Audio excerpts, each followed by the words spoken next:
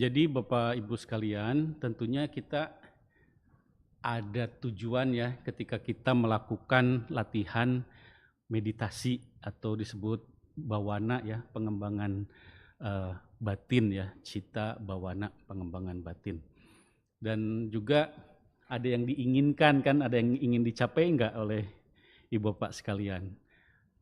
Mestinya ada ya, mestinya ada, dan itu enggak apa-apa, itu wajar ya.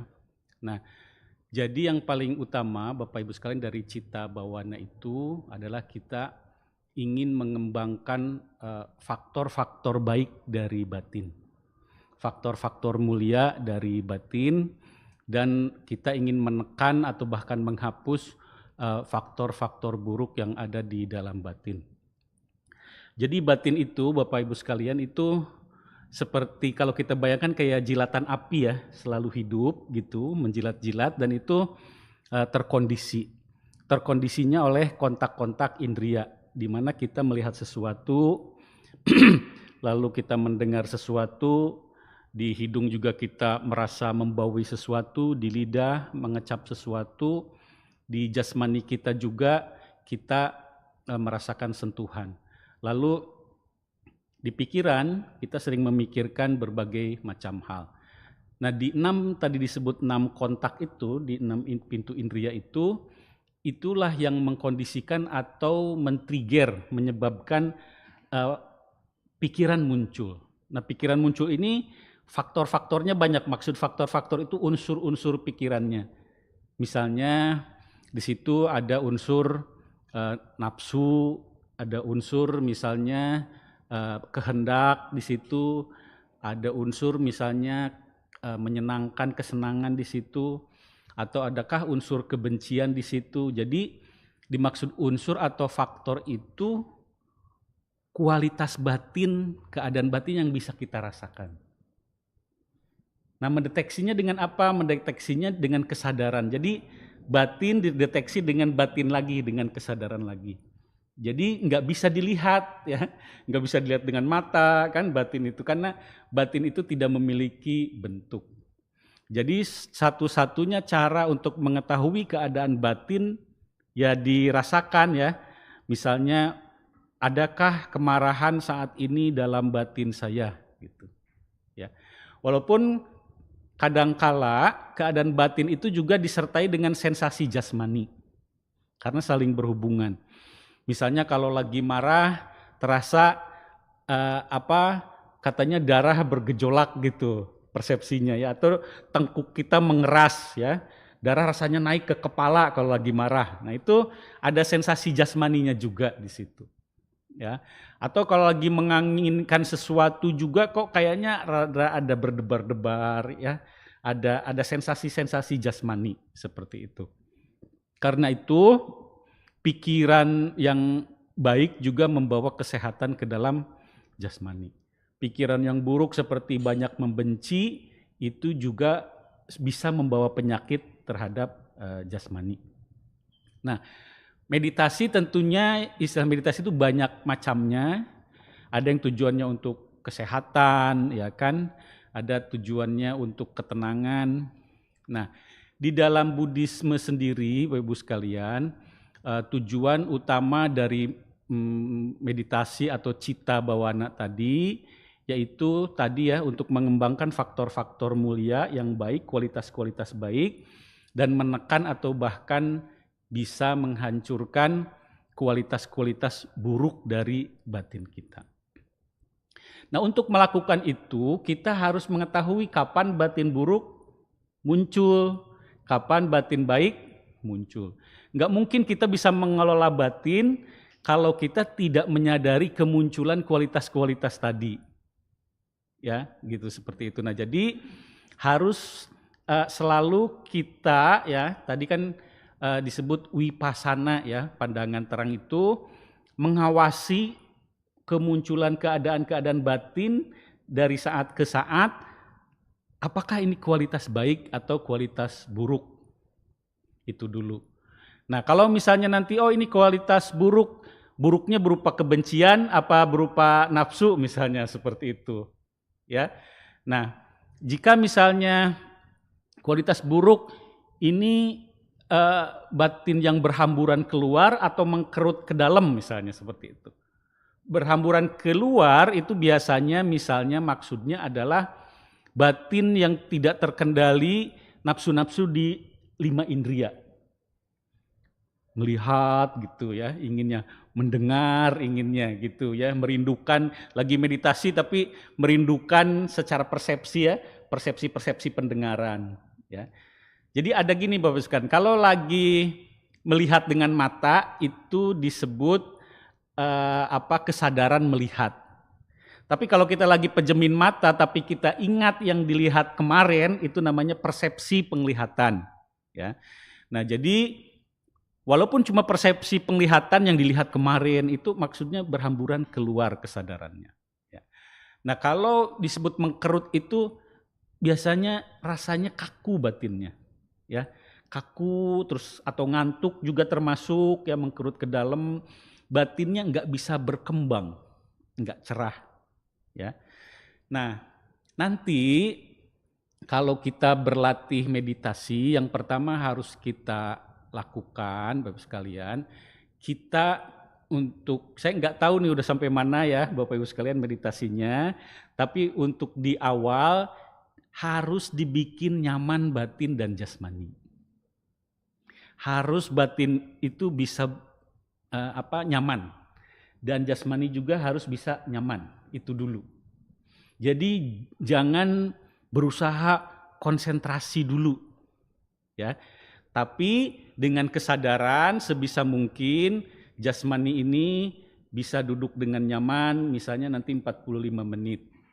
Ya. Lalu juga batinnya penuh perhatian, misalnya terhadap nafas dan terasa nyaman. Itu aja dulu berlatih. Kadangkala banyak didorong harus konsentrasi ya terhadap nafas ya sehingga jasmaninya tegang.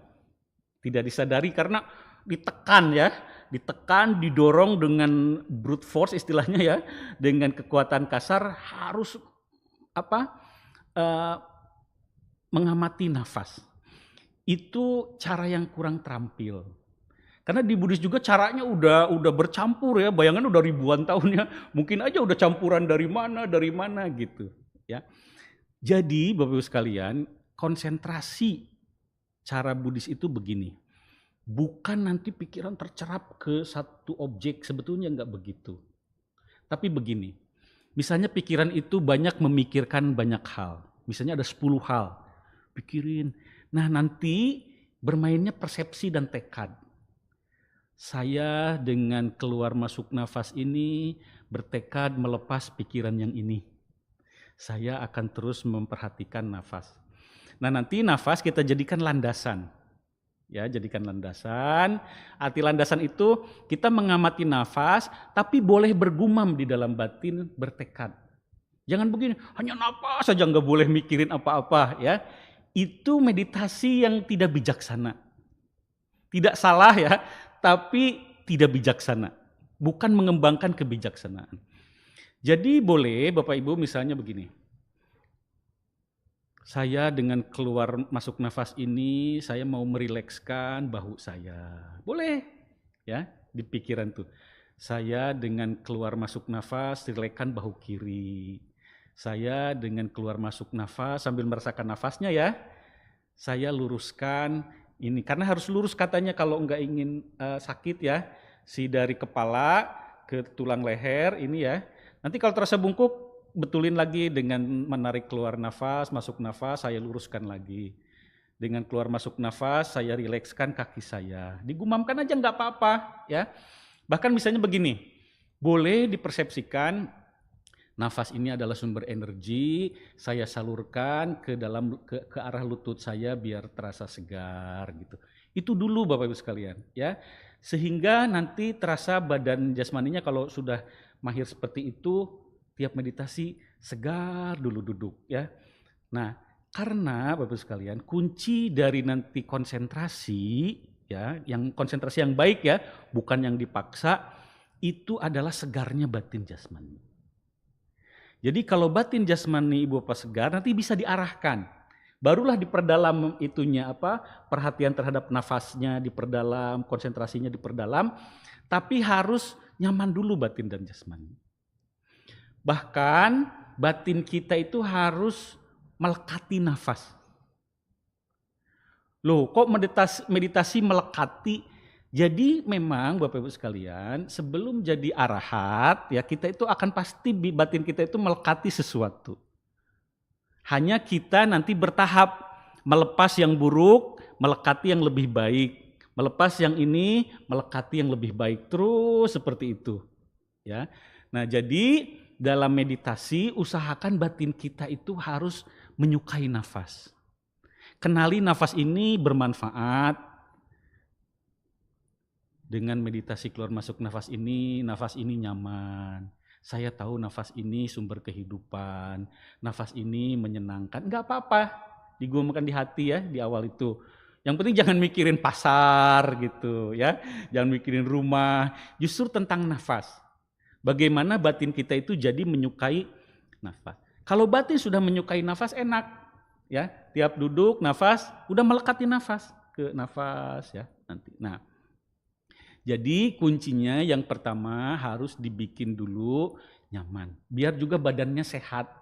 Ya, badannya sehat. Jadi enggak dengan meditasi itu kok saya jadi sakit-sakit, di sini sakit ya, sini sakit. Nah, itu diolah. Bagaimana ngolahnya silahkan masing-masing karena begini, tiap orang itu tidak ada rumus pasti. Harus begini loh, enggak ada. Jadi Ibu Bapak silahkan cari cara bagaimana untuk membuat duduk nyaman, ya, pikiran tenang dengan keluar masuk nafas. Itu dulu Pak. Nantinya tadi ya ada 10 pikiran dilepas satu, dilepas satu, dilepas satu. Konsentrasi di dalam meditasi Buddhis itu pikiran itu betul-betul awaken. Jadi betul-betul sadar. Jadi enggak merengut gitu. Tercerap katanya gitu, enggak begitu. Betul-betul sadar betul tapi terhadap nafas. Sangat sadar. Dan ini lebih sadar dari keseharian. Ya. Tapi karena udah bahagia dan konsentrasinya kuat terhadap nafas, nanti itu ada persepsi seperti pendengaran ini jadi berkurang. Persepsi kayak tubuh terhadap suhu juga berkurang. Yang ada itu hanya nafas. Jadi batin kita itu kayak ada di dimensi baru yaitu dimensi nafas, tapi betul-betul terbangun. Enggak gelap, nempel gitu, enggak. Betul-betul kayak ada rumah baru persepsinya. Kalau saya itu rumah aman, ya. Jadi ada persepsi rumah aman, pikiran itu hanya dengan nafas berdua. Ya, ada pikiran, ada nafas, ya. Nanti kalau mau coba-coba, oh saya bisa dengar enggak? Oh ada tapi sayup-sayup ya. Nanti tinggalkan lagi, saya lepas kesadaran pendengaran, saya kembalikan ke nafas. Hanya dengan nafas, tapi betul-betul terbangun. Pikiran itu sadar dan kuat, cerah, segar, ya. Tapi dengan nafas hanya berdua gitu. Ya, jadi ada pikiran, ada nafas seperti itu. Jadi enggak merengut, tegang gitu, pegang nafas, enggak begitu, ya. Tenang. Bahkan bisa, kalaupun bisa gini, saya lepas dulu nafasnya. Sadar betul, saya mau coba ke pendengaran gitu. Itu enggak buyar konsentrasinya. Kayak kenyal gitu, si persepsinya itu udah kokoh, ya. Jadi jangan takut kalau saya lepas nafas nanti buyar gitu. Konsentrasi yang baik itu enggak begitu. Ya. Tetap terjaga, ya. Kecuali ya terus bangun jalan gitu ya. Tapi kalau tetap terjaga ya, nanti kembalikan lagi ke nafas itu ya tinggal melanjutkan. Jadi nantinya seperti itu. Keadaan konsentrasi yang ciri-ciri yang baik. Nah, sambil berlatih itu kan pasti banyak gangguan tuh. Ya, pikiran ke sana kemari. Nah, jadi kita berlatih ketenangan, kita campur dengan langsung vipassana. Ya. Jadi vipassana itu bukan memperhatikan kembang kempis perut gitu, bukan ya. Tapi ketika gangguan pikiran datang, misalnya pikiran mengembara nih, mikirin apa kan ya, kita sadar, oh ini pikiran sedang misalnya kok keluar dari perhatian terhadap nafas. Lalu kita tinggal bergumam aja. Dengan menarik nafas, saya kembalikan pikiran ini terhadap nafas. Santai aja, tenang, jangan kecewa ya, jangan wah ini pikiran itu memang begitu dan itu perlu waktu ya. Perlu waktu, jadi Ibu Bapak harus sabar terhadap pikiran sendiri ya. Harus sabar terhadap pikiran sendiri, jangan dipaksakan. Pikiran yang penting disadari apapun yang ketika pikiran itu mengembara, itu sudah wipasana Bapak Ibu sekalian ya. Oh ini pikiran mengembara ya. Walaupun pikirannya misalnya begini Bapak Ibu sekalian. Oh iya besok saya mau berdana. Berdana bagus enggak?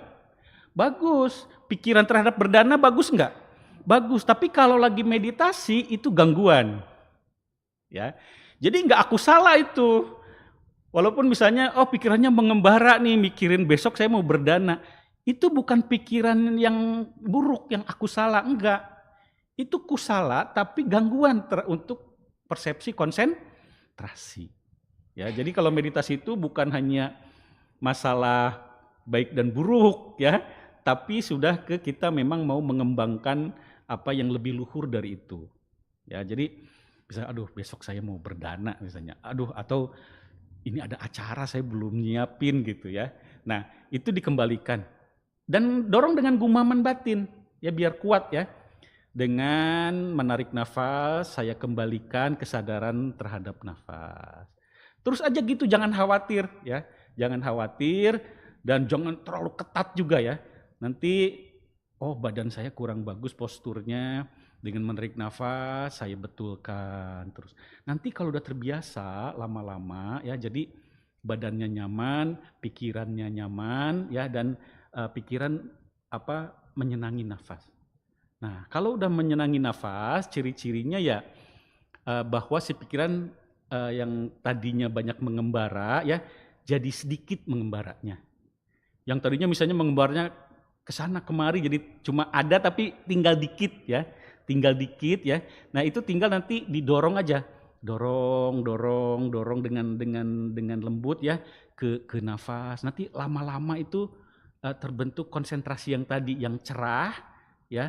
Jadi seperti batinnya cerah tapi hanya dengan nafas berdua seperti itu ya.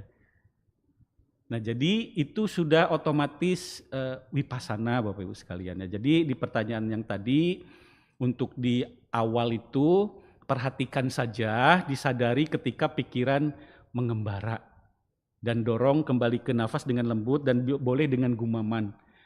Dengan ini saya ya terus kalau pegal ya boleh ganti posisi ya, tapi jangan tiap pegal dikit ganti posisi ya. Coba misalnya dicoba dulu, mendingan sebelum ganti posisi saya salurkan energi, boleh nggak apa-apa ya, tenang aja ya. Kita take time ya, ambil waktu ya. Jadi latihan kan lama ya kan seumur hidup kita ya. Jadi kita investasi waktu. Sampai kita tahu oh begini caranya gitu dan badan kita juga sudah ngikutin ya jangan digalakin badannya ya pikirannya nanti nggak mau dia ya gitu jadi diperlakukan dengan lembut badan kita pikiran kita juga dengan lembut biar dia juga mau mengikuti ya apa yang kita arahkan seperti itu jangan kalau sakit banget jangan ditahan ya nanti trauma ya jadi boleh kalau udah nggak tahan dirubah posisi, dinyamankan dulu. Pokoknya dibuat nyaman, kan bukan hari ini aja meditasinya ya kan. Nanti di waktunya kita selama hidup kita akan terus berlatih. Mungkin seperti itu dulu ya.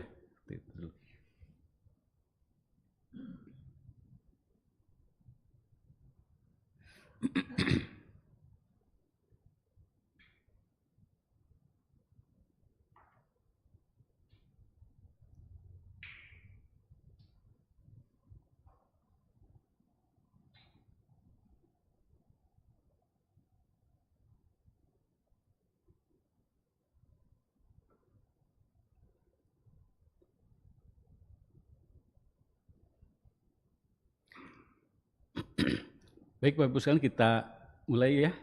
sekitar 45 menit ya. Kita rilekskan batin, jasmani, tapi landasannya nafas. Apapun bilang begini, saya dengan narik nafas mau ngapain gitu ya. Saya dengan nafas ini mau ngapain, boleh seperti itu ya. Landasannya selalu kepada nafas, tapi boleh digumamkan, dipikir. Karena jana satu pun nanti masih bergumam ya, tapi cuma dikit ya tentang objek yang indah ya, seperti itu. Jadi apalagi kita baru memulai, boleh bergumam di dalam hati, tapi selalu landasannya dengan nafas. Justru untuk mengusir witaka yang mengembara bisa diusir dengan gumaman itu, dikembalikan ke nafas. Baik, kita mulai ya.